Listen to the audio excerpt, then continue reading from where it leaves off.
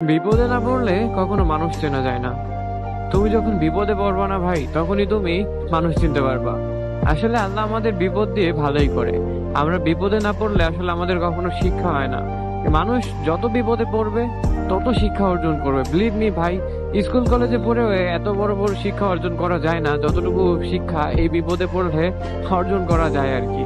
যখন তুমি বিপদে পড়বা দেখবা ভাই কেমনে কেমনে যেন এই কাছের মানুষগুলো কোনো কাজেই লাগে না। যাদেরকে আমরা বিশ্বাস করে আমাদের মনের সব কথা বলি, যাদেরকে বিশ্বাস করে আমরা আমাদের সবকিছু বিসর্জন করে দেই, যাদেরকে বিশ্বাস করে আমরা আমাদের সকল মনের কথা তাদের কাছে শেয়ার করি, তাদের বিপদে আপদে আমরা যতটুকু পারি সাহায্য করি, তাদের পাশে থাকি, বাসা থেকে টাকা এনে ভাই ওদের খাওয়াই, টাকা লাগুক পয়সা লাগুক যা লাগুক যখন যা লাগে ভাই ওদের দিয়ে সাহায্য করি সবসময়ের জন্য।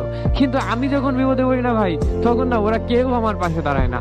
ঠিক একই ভাবে তুমি যখন বিপদে পড়বা দেখবা তুমি যাদের আজকে খাওয়াচ্ছ পড়াচ্ছ মাথার উপর করে রাখতেছো না, এরা কেউ তোমার বিপদে পাশে দাঁড়াবে না। তোমার বিপদে পাশে দাঁড়াবে কারা জানো? হয় তোমার কোনো চিরশত্রু, আর নয় কোনো আননোন পারসন। ঠিক আছে, যার সাথে হয়তো তোমার রাস্তাঘাটে দেখা হবে, সে এগিয়ে এসে তোমার সাহায্য করবে, একমাত্র আল্লাহর ওসিলা হিসেবে সে তোমার কাছে এসে তোমাকে সাহায্য করবে। আর নয় দেখবা যাকে তুমি জীবনের সবচেয়ে বড় শত্রু মনে করতে, সেই তোমার বিপদে তোমার পাশে এসে দাঁড়িয়েছে। আসলে আমরা যাদের শত্রু মনে করি ওরা আমাদের শত্রু না ভাই। ওরা আসলে কিভাবে ওদের সাথে আমাদের শত্রুতা হয় জানো? এই আমরা যাদের ভালোবাসি, ঠিক আছে, আদর করে রাখি, ওরা আসলে আমাদের নামে বদনাম করে।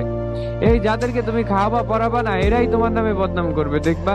আর ওই যারা আমরা শত্রু মনে করি, ওই প্রতিবাদটা করে বিদায় ও আমাদের কাছে শত্রু হয়ে যায়। আমরা ভাবি ওই তো আমাদের বদনাম করে, হ্যান করে ত্যান করে, কিন্তু মূলত ভাই ওরা কখনোই আমাদের বদনাম করে না। তারা আমাদের শত্রু হয়, ওরা কখনোই আমাদের বদনাম করে না। আমাদের আপন মানুষগুলোই আমাদের বড় শত্রু। বিলিভ মি ভাই, এই তুমি বিপদে পড়ে দেখো তোমার আত্মীয় স্বজন বন্ধু বান্ধব, হ্যাঁ, কেউ কাজে লাগবে না। সাপোজ তুমি বাইরে যাবা, হ্যাঁ, তোমার এখন 1,00,000 টাকা শর্ট পড়ছে, তুমি তোমার আত্মীয় স্বজনের কাছে চাই দেখো, না না এই হ্যান নাই তেন নাই এই নাই ওই নাই, ভাই কত কথা যে মুখ দিয়ে বেরোয় যাবে তুমি নিজেও বুঝতে পারবা না। কিন্তু দেখো তুমি অন্য একটা মানুষের কাছে যাও যার সাথে তোমার চেনা পরিচয় আছে, টুকটাক মাঝে সাথে দেখা সাক্ষাৎ হয়, তুমি যাই তাদের বলো যে ভাই আমি এরকম বিপদে পড়ছি বা আমার 1,00,000 টাকা লাগবে, আমি বাইরে যাব, দেখবা তার পসিবিলিটি অনুযায়ী সে দিয়ে দিবে। সে যদি সুদ খায় আমাদের কাছ থেকে তাও কিন্তু আমাদের কোনো দাবি থাকে না, কারণ সে আমাদের পর মানুষ। কিন্তু আপন মানুষ হয়ে যখন তোমার বলবে হ্যাঁ তোকে 1,00,000 টাকা দিচ্ছি, তুই বছরে এটা দিবি বা মাসে এটা দিবি, তখন তুমি কি করবা ভাই? তাহলে এরা আত্মীয় স্বজন নাকি এরা আপনজন নাকি এরা শত্রু ভাই? তুমি আমাকে বলো।